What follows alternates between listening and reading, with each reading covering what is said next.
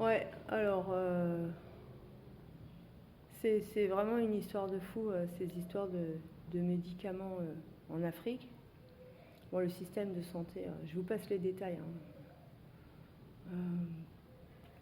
Je vous passe les détails, mais voilà quoi. Par exemple, on a des pseudo-médecins qui se jouent d'être aussi pharmaciens. C'est toute l'histoire du trafic de médicaments. Voilà, c'est vraiment ça, quoi. Certains médecins, pseudo-médecins, ils achètent des stocks de médicaments à bas prix en général. Ils vont pas trop s'intéresser aux dates de péremption, hein, ou à connaître l'état d'altération de la cargaison qui arrive de Côte d'Ivoire, pays ensoleillé à 3 jours de route du Burkina Faso, hein.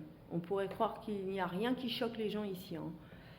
Même les boîtes de Doliprane, d'amoxicilline, elles se vendent très très bien, il n'y a pas de souci, quoi. Et le médecin qui fonctionne avec ce réseau va ensuite, après avoir disposé correctement les boîtes dans son officine, cachant au dernier rayon les paquets un peu abîmés, sales et même ceux sans notice ni emballage, fournir sans contrefaçon du coup là, des ordonnances au nom de ce produit de santé. Et puis il vous oriente comme ça, très content, vous a fait la consultation, puis vous dit oh, waouh, par chance, dit-il, nous avons justement en stock ce produit, passez à l'accueil, on va vous donner ça. Ouais. Hélas, ressorti d'une consultation d'ophtalmologie, le patient repart avec un traitement contre les angines de poitrine. C'est un exemple parmi tant d'autres.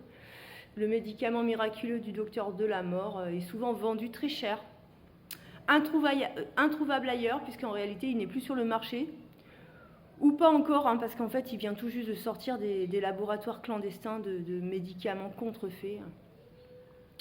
Voilà. Bien sûr, tous les cliniques et les médecins de la ville ne pratiquent pas cette technique de soins, somme toute peu efficace mais très rentable, et sont de véritables professionnels compétents et bien évidemment non reconnus pour leur valeur morale. Je leur adresse évidemment toute ma sympathie, hein. Voilà. Donc le marché clandestin du médicament en Afrique de l'Ouest, c'est tous les médicaments entamés que vous ramenez en pharmacie, hein, en France, hein, pour donner l'exemple, c'est ça. C'est tous les produits périmés qui sortent des laboratoires ou des pharmacies qui liquident les stocks. C'est aussi tous les médicaments qui ont été retirés du marché en France ou ailleurs en Europe et dont on veut se débarrasser à moindre coût, et même parfois en faisant encore un peu d'argent sur le dos des gens. Voilà, c'est ça. Et donc, parce que de toute façon, en Europe, se débarrasser de quelques petites choses considérées dangereuses ou très dangereuses est un parcours du combattant administratif. Le recyclage ou la destruction, dans ce cas précis, est beaucoup trop compliqué pour les multinationales ou même les États, hein. Bien sûr, qui dit trop compliqué dit en réalité trop coûteux, on est d'accord. Voilà, donc les normes, les règles, les amendes, c'est mieux de mettre le tout dans un conteneur pour l'OME. On peut même faire une communication humanitaire autour de l'événement. Voilà, on peut. On fait une grande annonce. Les laboratoires Pastif et Merkil font don de 450 doses de merde au Burkina Faso. Ça, voilà, ça va être bien pour les pour nous, quoi. Ça va être bien pour nous. Voilà. Voilà, et c'est ainsi que l'on retrouve des dons humanitaires parfois hallucinants. Des fins de série de médicaments, 16 doses d'un truc, 120 d'un autre, et d'un autre côté, des milliers de doses pour des traitements contre l'anorexie. L'anorexie, il faut savoir que c'est une maladie totalement inconnue en Afrique. L'anorexie est vraiment un mot de blanc ou d'européen uniquement, quoi. C'est, celui qui fait de l'anorexie ici à Bobo, c'est juste parce qu'il veut se suicider en fait. Voilà. Un enfant qui refuse de manger, c'est même pas possible. Jamais entendu un truc pareil. Jamais. Mais même s'il n'y a personne atteint de cette pathologie, ce médicament il va être prescrit à un moment ou à un autre. Sinon, il se retrouvera sur le bord du goudron, dans d'immenses sacs plastiques transparents, en plein soleil de préférence. Voilà. Il y a de véritables commerçants en médicaments périmés ou contrefaits au bord des routes qui peuvent très bien vous conseiller à choisir entre la pilule rouge et la pilule bleue. Voilà. Donc des fois, franchement, certains clients, ils ne se rendent même pas compte du réel danger qu'ils ont à consommer des trucs dont ils ignorent tout, de la composition à la provenance.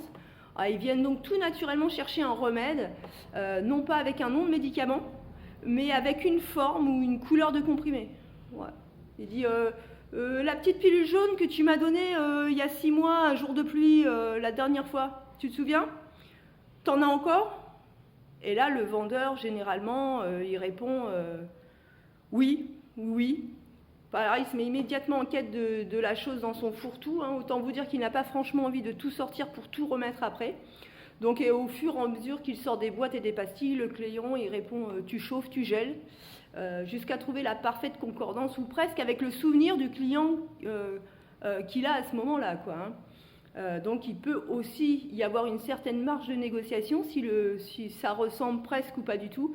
Et puis après, le client paye plus ou moins cher en fonction de l'approximation du poison, quoi. Voilà.